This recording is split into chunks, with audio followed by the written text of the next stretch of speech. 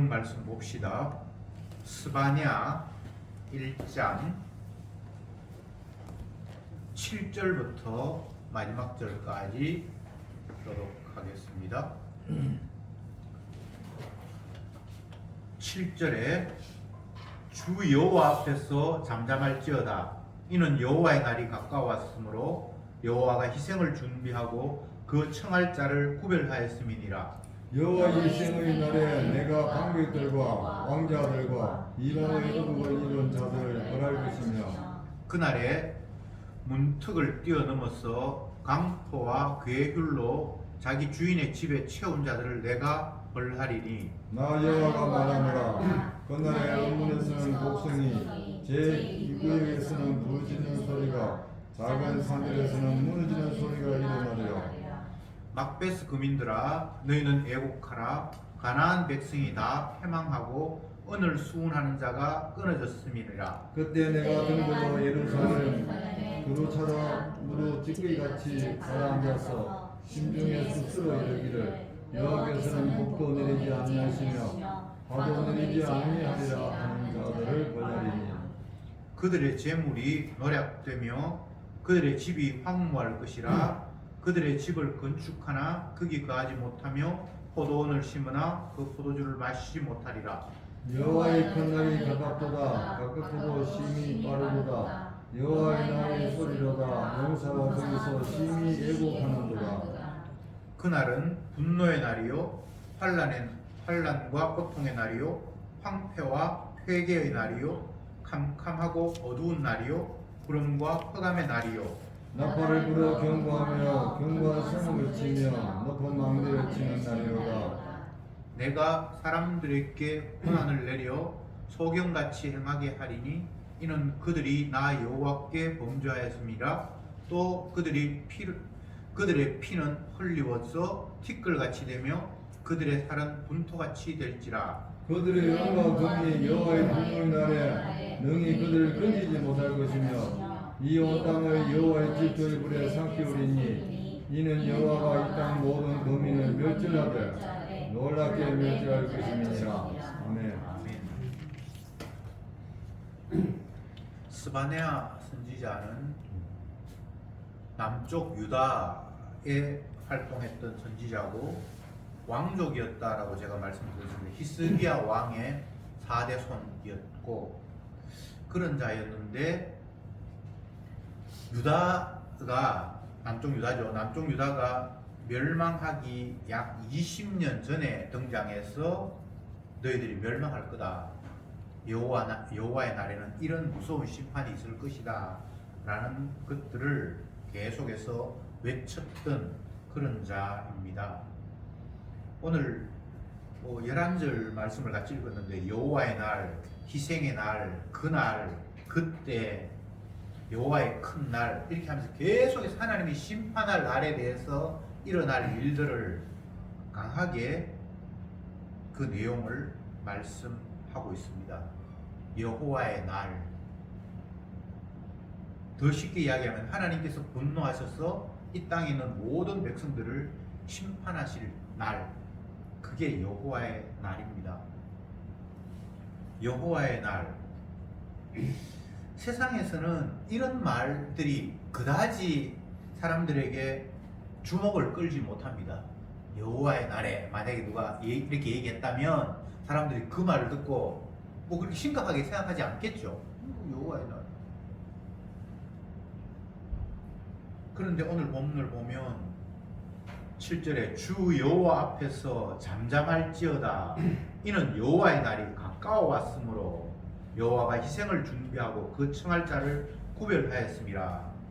여호와 앞에 너희들이 더 이상 설치지 말고 잠잠해라 라고 말씀하시면서 여호와의 날이 가까워 왔고 그분이 희생을 준비했는데 그들을 희생시킬 자까지 따로 마련해 두었다.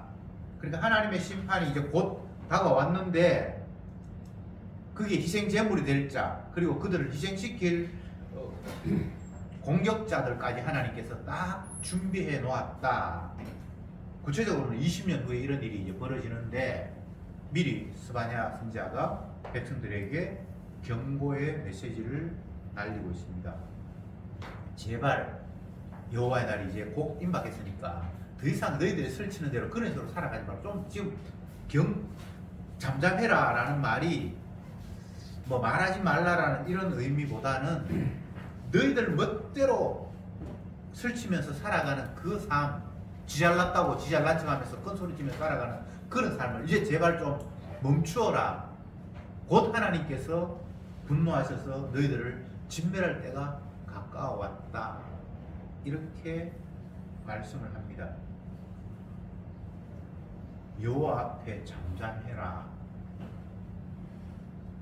사람들은 여호와 하나님께서 일하시고 자기 약속에 따라서 모든 것들을 움직여 가신다는 사실에 둔감하고 더 정확하게 말하면 믿지 않고 살아가기 때문에 여호와 앞에 잠잠할 마음이 전혀 없습니다. 다 제잘난 척하면서 떵떵거리면서 살아가잖아요. 목에 힘을 바짝 세우고 목소리를 높이고 큰 소리를 치잖아요. 미국 뭐 대통령 선거가 얼마 남았는지 모르지만 두 지역의 후보가 TV 토론을 했는데 한 사람은 잘했고 한 사람은 멍청이처럼 말했다. 뭐 그렇게 신문을 봤어요. 다 그 사람만 나 잘났다라고 큰 소리 치는 게 아니라 이 땅에 있는 살아있는 모든 존재들은 잠잠하지 않습니다. 다 자기의 존재감을 뽐내요. 이스라엘 백성들이 스바냐가 설칠 때 활동할 때 이 상황을 보면 여호와 앞에 너희들이 제발 좀 잠잠해라 라는 이 이야기를 하는 이유가 다 지잘나게 잘났다고 지금 설치고 까불고 있다는 거예요. 그래서 그들을 향해서 제발 여호와 앞에서 좀 잠잠해라. 왜냐하면 여호와의 날이 이제 곧 임박했다. 하나님이 너희들이 하는 꼬라지가 도저히 참을 수 없어서 무서운 심판을 쏟아부을 때가 이제 가까워왔으니까 좀 자중해라 라고 말씀을 시작을 합니다. 8절에 여호와의 희생의 날에 내가 방백들과 왕자들과 이방의 의복을 입은 자들을 벌할 것이며, 여기서 희생의 날 이런 표현을 썼는데 하나님께서 너희들을 완전히 제사의 제물처럼 그렇게 심판할 것이라는 것들을 말씀을 하고 계십니다. 그날에 방백들, 왕자들, 이방의 의복을 입는 자들, 방백들은 뭐 높은 지위에 있는 사람들, 왕자들은 왕의 아들 아는 거고, 이방의 의복을 입는 자들, 이것은 이방 나라의 흉내를 내면서 그들처럼 뭐 잘 돼 보겠다고 하는 그런 사람들.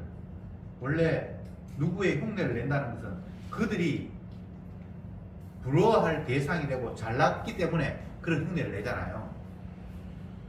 그러니까 이방인처럼 잘 살아보겠다고 이방인 의복을 입는다든지 그들의 흉내를 낸다든지 하는 거죠. 그런 자들을 하나님께서 완전히 진멸해버리겠다. 9절에 그날에 하나님께서 심판하실 날에 문턱을 뛰어넘어서 강포와 괴귤로 자기 주인의 집에 채운 자들을 내가 벌하리라. 주인의 집에 뛰어들어가서 강포를 행하고 괴율을 행하고 하는 자들을 벌하리라. 이건 자기 것이 아닌데 남의 것을 강탈하는 그런 삶을 이야기하는 겁니다. 이것이 특정한 자를 이야기하는 것이 아니라 이스라엘 백성 전체가 이렇게 살아간다는 겁니다. 하나님이 주인인데 마치 지가 주인인 것처럼 마음대로 설치고 까불고 그런 식으로 살아가는 자들, 이들이 주님 앞에 심판받을 예상이다. 10절에 나 여호와가 말하노라. 그날에 어문에서는 곡성이, 제2구역에서는 부르짖는 소리가, 작은 산들에서는 무너지는 소리가 일어나리라. 어문, 제2구역, 작은 산들, 이건 뭐 어떤 특별한 의미가 있다기보다는 이쪽 동네, 저쪽 동네, 또 저 아래 동네 하나님께서 무너뜨려서 곡소리가 일어날 거다라는 겁니다. 무작위로 지역을 이렇게 막 선별을 해서 여기도 저기도 하나님의 곡성이 너희들이 통곡하는 소리가 들리도록 하나님께서 심판하시겠다 이렇게 말씀을 하셨습니다. 막베스 거민들아 너희가 애곡하라. 가나안 백성이 다 패망하고 은을 수운하는 자가 끊어졌음이라. 여기서 막베스 거민은 굉장히 상업을 일으켜서 잘 사는 어느 지역, 그리고 가나안 백성, 여기도 무역하는 사람들, 그리고 은을 수운하고 은을 갖다 뭐 이렇게 운반하고, 이게 다 잘 사는 사람들이고 돈 제대로 잘 버리는 사람들이에요. 그들이 다 끊어진다 라고 말씀을 하셨습니다. 12절에 그때에 내가 등불로 예루살렘에 두루 찾아 무릇 찌키같이 가라앉아서 심중에 스스로 이르기를 여호와께서는 복도 내리지 아니하시며 화도 내리지 아니하시리라 하는 자를 벌하리라. 여기에 등불로 예루살렘에 두루 찾아다니면서 찌끼같이 가만히 깔아앉아서 심중에서 조용히 말하는 사람들, 그들의 내용이 하나님이 뭐 복 주는 거나 화 주는 거 아니야, 그냥 인간이 알아서 하기 나름이야 라고 하는 그런 사람들까지 일일이 찾아서 다 하나님께서 심판하시겠다. 그러니까 심판의 대상이 왕이나 왕자나 뭐 잘 나가는 사람들, 또 무역하고 부지런히 뭐 은을 수운하면서 잘 사는 사람들, 아니면 그냥 잠잠하게 뭐 특별히 하는 것도 아닌데 심중에서 하나님 진짜 계시냐? 없지, 우리가 알아서 나름이야, 그런 사람마저도 다 찾아서 하나님께서 심판해버리겠다라고 말씀을 하셨습니다. 그러니까 이 내용들은 어느 누구 예외 없이 높은 자리에 있는 사람, 잘 사는 사람, 아니면 그냥 평민으로서 마음속으로 하나님 없이 그냥 내 뜻대로 살면 되지 라고 하는 그런 사람마저도 다 찾아서 하나님께서 심판하고 진멸해 버리겠다는 것이 스바냐 선지자를 통해서 전해진 하나님의 뜻입니다. 사람들은 하나님의 분노, 심판을 말할 때에 잘 나가는 사람들, 연약한 자를 착취하는 사람들, 이런 사람들만 심판의 대상이 될 거다라고 생각을 하는데, 따지고 보면 그렇게 잘 나가는 사람이 아니어도 큰 소리 못 치고 그냥 심중에 마음속으로 서로 생각하기를 하나님은 안 계시는 것 같아, 하나님이 복을 준다거나 화를 준다거나 하는 건 아니고 우리 하기 나름이지, 내가 열심히 하면 복도 올 것이고 내가 게으르면 가난하겠지, 이렇게 생각하는 자들, 이들도 다 하나님의 진노의 대상이라는 겁니다. 하나님이 복도 내리지 않고 저희도 내리지 않을 거야. 이게 이스라엘에게는 굉장히 충격적인 이야기인데 하나님을 안 믿는 사람들은 뭐 그렇게 충격적인 이야기가 아니잖아요. 그렇지 않습니까? 다 하기 나름이라 그러잖아요. 할 탓이다. 어떤 젊은이가 어느 가문에 시집을 갔는데 그 시부모님이 너무 아끼고 사랑한다는 거예요. 그 사람들이 하는 이야기가, 그래 네가 얼마나 희생하고 헌신하고 봉사했으면 그들이 사랑하겠냐, 다 네 할 탓이다. 우리가 이런 이야기를 들으면 그렇지, 만약 젊은이가 그 집에 가서 엉망진창으로 지 마음대로 살았으면 그 시부모가 사랑하겠냐, 네가 정말 헌신했으니까 그 시부모의 사랑이 네게 온 거야, 뭐 이런 이야기들이 우리에게는 지극히 자연스럽고 합당하고 당연한 것으로 받아들이잖아요. 그 말을 뒤집으면 여호와 하나님 복 내리는 것도 아니고 여호와 하나님 화 내리는 것도 아니야, 이 말이에요. 이게 다 하나님의 진노의 대상이라는 겁니다. 13절에 그들의 재물이 노략되며 그들의 집이 황무할 것이라. 그들의 집을 건축하나 거기 거하지 못하며 포도원을 심으나 그 포도주를 마시지 못하리로다.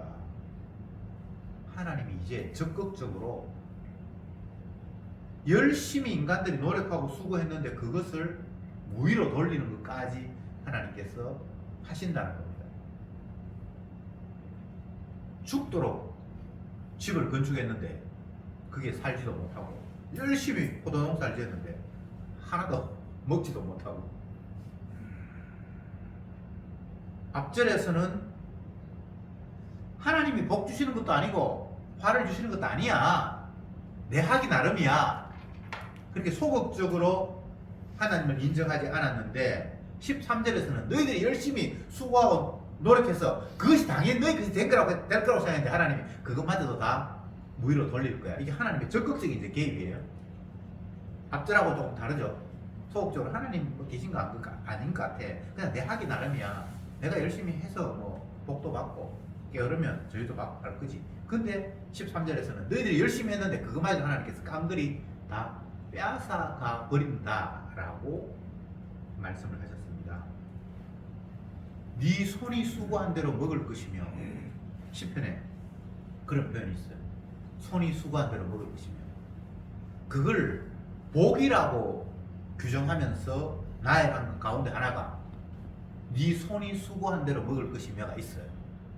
근데 우리는 내 손이 수고해서 먹는 것은 복이 아니라고 생각하잖아요. 내가 했는 것 이상으로 보너스로 와야 그걸 복이라고 생각하잖아요. 그렇지 않습니까? 내가 한 달 동안 열심히 일해서 월급 받았다. 그건 내 노동의 대가지 복이라고 생각하지 않잖아요.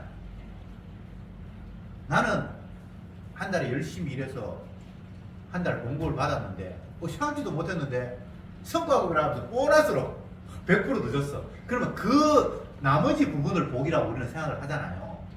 근데 이게 다 하나님을 무시하는 태도예요. 네 손이 수고한 대로 먹을 것입니다. 수고했는데 그게 나에게 돌아오는 것이 하나님께서 복을 주셔서 오는 거예요. 오늘 본문에서 네가 집을 건축했는데 그게 가지도 못할 것이고 네가 포도원을 열심히 가꿨는데 그걸 네가 먹지 못할 것이다 라는 말이 이게 억수로 억울한 것처럼 느껴지죠. 근데 아니에요. 하나님이 이렇게도 하실 수 있고 저렇게도 할 수 있어요. 하나님 복을 주시는 분이고 저주를 주시는 분이에요. 자, 지금 인간들은 하나님께서 복을 주시거나 또 아니면 저주를 주시거나 이거 아니야. 이 말은 나 하기 나름이야. 이런 의미잖아요. 하나님 인정하지 않는 태도잖아요. 근데 주님께서 여기서 인간의 노력, 노동 이걸 다 그냥 무위로 돌리겠다. 의미 없음으로 돌리겠다. 이렇게 했을 때 인간들은 굉장히 화를 내잖아요. 그 화를 내면 하나님이 없다고 인정하는 거가 문제가 되잖아요.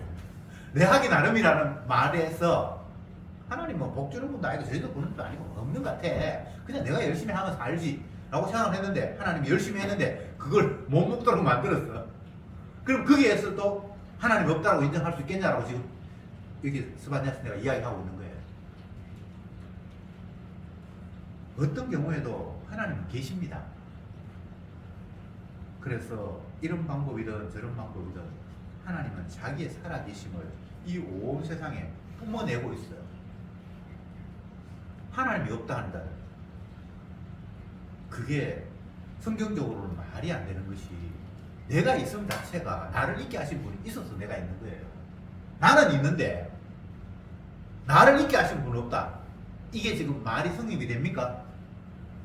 나를 지금도 생명을 지금 계속 공급하고 계시고 내 몸에 피를 지금 돌리고 계시는 분이 계시는데 나는 있는데 나에게 피를 돌리는 분은 없다. 이게 지금 말이 됩니까?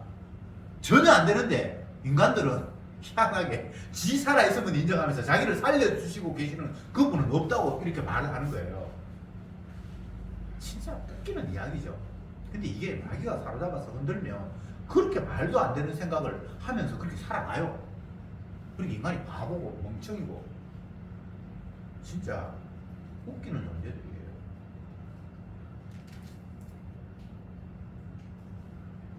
사람들은 하나님의 약속을 믿지 않고 자기의 지혜와 노력과 자기가 소유하고 있는 것들을 믿어요. 그래서 특히나 이 세상에서 남들로부터 인정을 받고 성공했다고 하는 그런 사람들일수록 자기 고집이 대단합니다. 왜냐하면 자기가 현재 이루어 놓은 것이 자기가 그동안 노력하고 애쓰고 자기 방식대로 했기 때문에 지금 현재 결과가 왔다고 생각하니까 남들이 그 사람한테 조언을 해도 남의 말 잘 안 들어요.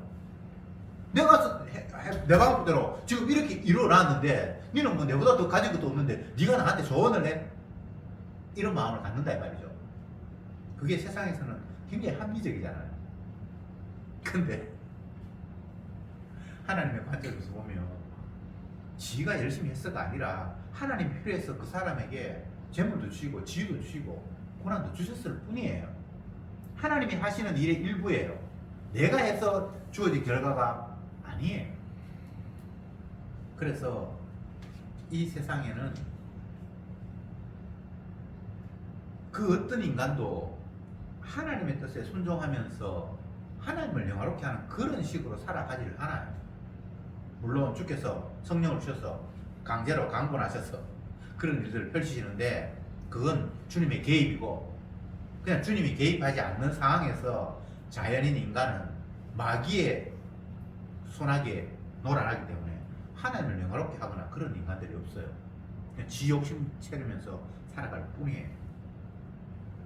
다시 말씀드립니다. 인간은 하나님을 인정하지 않아요. 그래서 하나님이 뭐 복을 준다거나 화를 낸다거나 그거 다 말짱 거짓말이야. 그냥 우리 하기 나름이야. 하나님 인정하지 않으면 살아가요? 그런데 열심히 했는데 하나님이 그걸 다 빼앗아 갔어. 그러면 화를 내면서 뭔가 잘못됐다라고 그렇게 생각을 하는 거잖아요. 그 대목에서는 하나님을 인정 안 할래야 안 할 수가 없는 거잖아요. 그렇다고 해서 하나님을 또 그들이 제대로 인정하는가? 그건 아니에요. 신을 원망하지만 하나님을 인정하지도 제대로 않아요. 그러니까 진짜 웃기는 거예요. 15절에 14절에 여호와의 날이 가깝도다. 가깝고도 심히 빠르도다. 여호와의 날의 소리로다. 용사가 거기서 심히 애곡하리로다. 여호와의 날 가깝다. 심히 빠르다. 이제 그냥 문 앞에 이르렀다. 15절에 그날은 분노의 날이요 환난과 고통의 날이요 황무와 폐괴의 날이요 캄캄하고 어두운 날이요 구름과 흑암의 날이요. 여호와의 날, 주님이 심판한 날을 선지자가 환난의 날, 고통의 날, 황무한 날, 폐괴하는 날, 캄캄한 날, 흑암으로 가득 찬 날.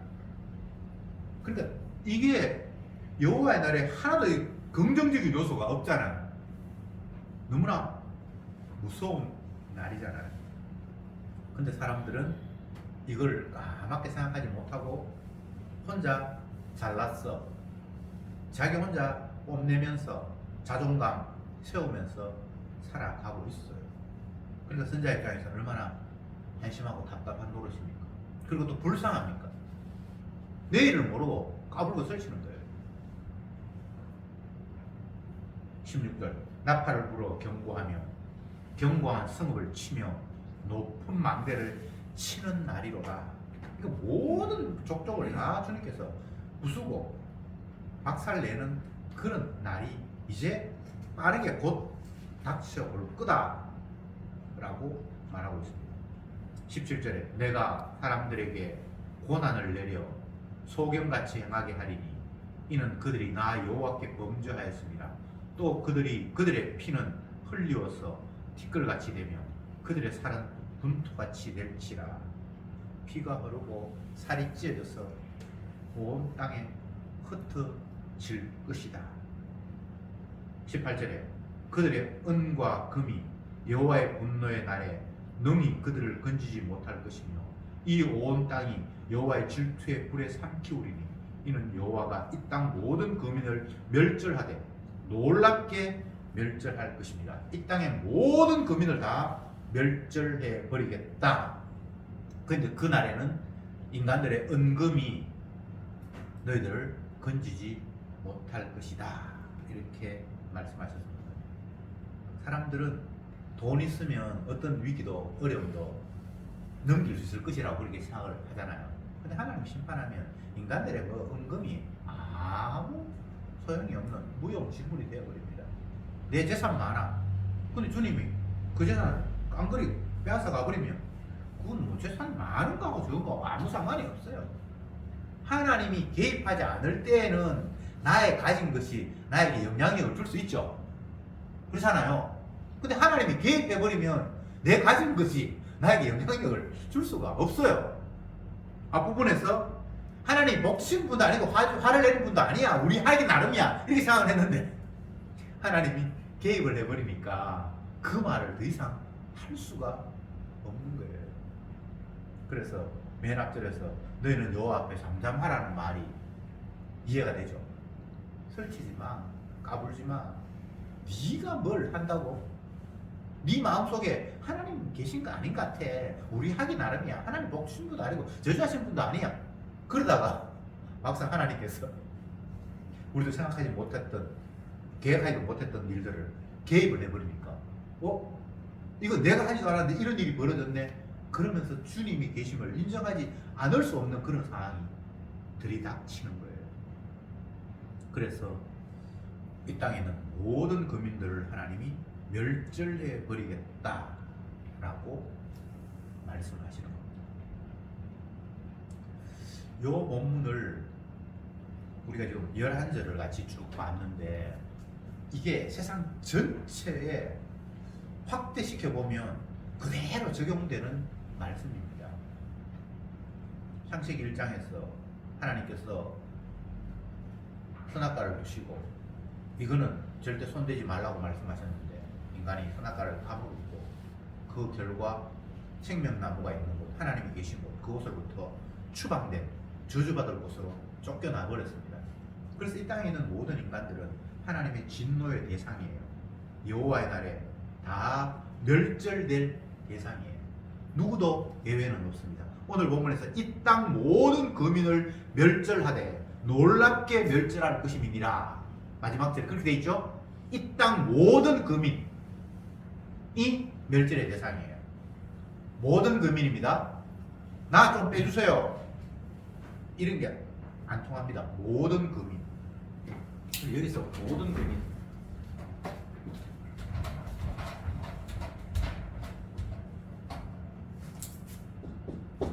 모든 거민 멸절.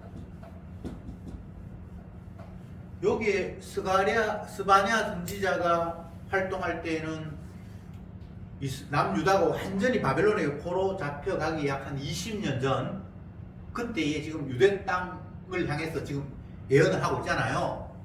그래서 여기에 있는 모든 거민들이 다 멸절할 것이다. 그렇게 했는데 이걸 범위를 넓히면 이게 성경 전체가 다 요 말씀 안에 다 포함이 되는 거예요. 지금 현재 여기에서는 여기 모든 거민이라고 그러면 유대 땅에 사는 사람들이에요. 유다 땅에 다 멸절할 것이다. 근데 이걸 범위를 넓히면 창세기 그 요한계시록까지 에덴 동산에서 추방된 세계, 생명 나무 없는 곳, 이게 지금 인간이 살아가는 곳이잖아요. 모든 인간이 다 이 생명나무가 있는 에덴 동산에서 인간이 아무 살지 않잖아요. 선악과 나무로 추방됐죠. 그 생명나무가 없는 곳, 이것이 이게 이 모든 거민, 여기 모든 사람이 거하고 있고 이게 똑같이 멸절의 대상이라는, 이게 성경의 이야기입니다. 성경은 인간을 심판의 대상으로 규정해 놓았습니다. 그런데 사람들은 이런 하나님의 말씀을 대수롭지 않게 하나님 계시나? 그분이 복 준다, 저주한다? 그건 아니야. 내가 열심히 살면 되지. 그런데 하나님께서 천재지변을 일으키고 사람이 감당할 수 없는 어떤 엄청난 일이 벌어지면 아이고 신이여 여호와 하나님이라고 생각하진 않고 제발 좀 이거 없게 해주세요. 인간이 하나님을 안 믿어요. 자기를 믿어요. 근데 어떤 상황이 되면 너무나 불안해서 뭔가 믿어야 될 것 같은 그런 생각이 들어요. 참 웃기는 인간이죠. 이게 마귀에 사로잡힌 인간들의 실상, 선악과를 따먹고 생명나무로부터 추방된 인간들의 삶의 방식입니다. 그게 사고방식이 그렇게 돼 있어요.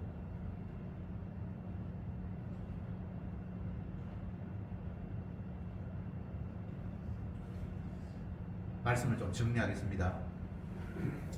하나님이 여호와의 날에 심판하신다고 했어요. 그러면 인간의 입장에서 그 심판을 피할 방법이 있다? 없다? 재물도 안 되고 지위, 그럼 뭐 왕의 사치라든지 아니면 뭐 방백이라든지 상업을 열심히 해서 은금이 왔다 갔다 하면서 뭐 한다든지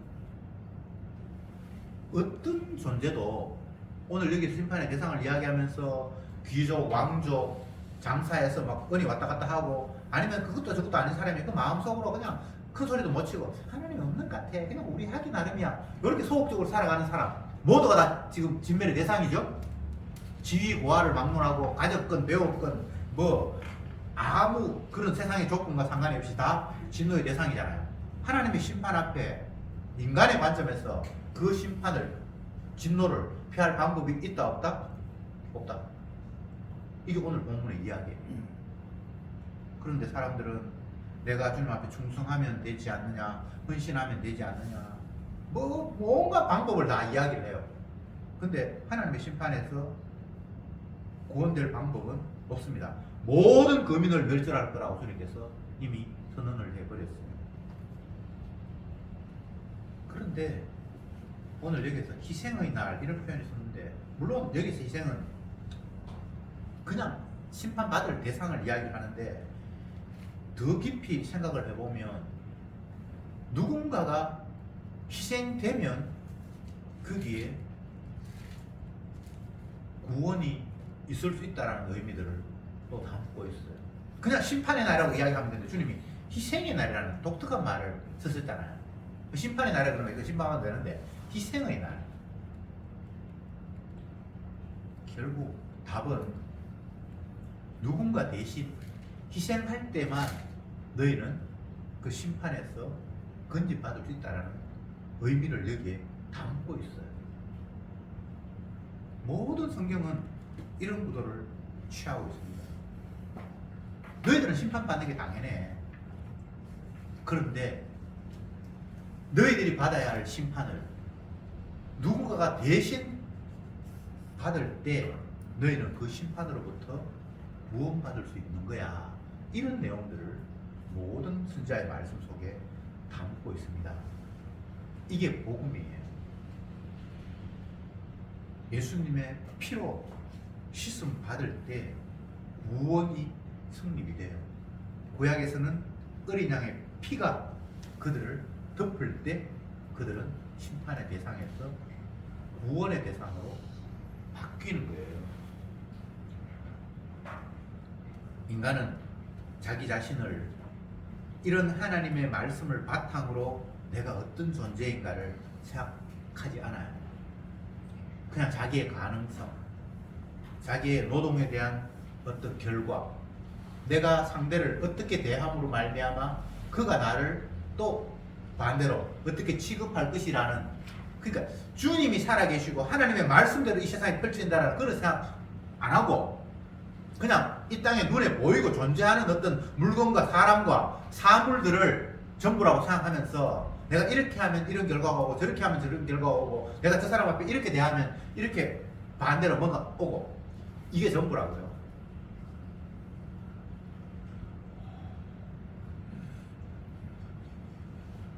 정확하게 말씀드리면 주님이 살아 계시기 때문에 우리는 살아있음 자체가 의미가 없어요. 왜냐하면 내 살아있음 자체가 어떤 환경을 만들거나 어떤 결과를 낳지는 못하거든요. 주님이 살아계시기 때문에 어떤 결과를 놓고 어떤 환경을 만들어내지, 내가 살아있음 때문에 어떤 결과와 환경을 만들어내는 게 아니라고요.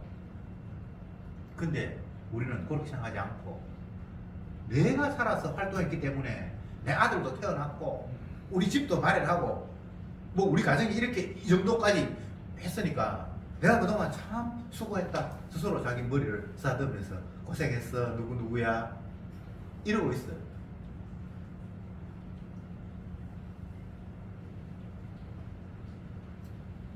아침에 욥기 1장, 2장, 3장을 쭉 읽으면서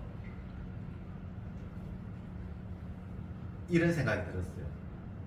욥이 동방에서 가장 큰 사람이었다. 제일 갑부였다는 이야기예요. 그 동네에서 뭐 동방이 어느 정도까지 범위를 동방이라고 하는지 모르지만 성경에서 어쨌든 그 지역에서 가장 큰 자였다. 제일 부자였어요. 뭐 워렌 버핏이 됐든지 우리나라에 뭐 이재용이 됐든지 그랬는데 그 부가 어느 날 갑자기 다 사라져 버렸어요. 거기 1장 이야기고 2장에 넘어가면 그 멀쩡하던 몸이 만신창이가 돼버려요. 왜 성경에 그런 걸 기록해 놨을까요? 네가 가진 것이 네가 마음대로 좌우지할 수 있는 너의 소유가 아니라는 겁니다. 그게 내 소유였던 내 몸이었던 내 자녀였던 자녀가 하루아침에 7명의 남자아이와 3명의 딸 7남 3녀 그 다독한 가정이었는데 하루아침에 그냥 하나님 다 데려가 버렸어요. 재산 다 날라가 버렸어요. 몸도 같이 완전히 뭐 엉망진창이 되어버렸어요.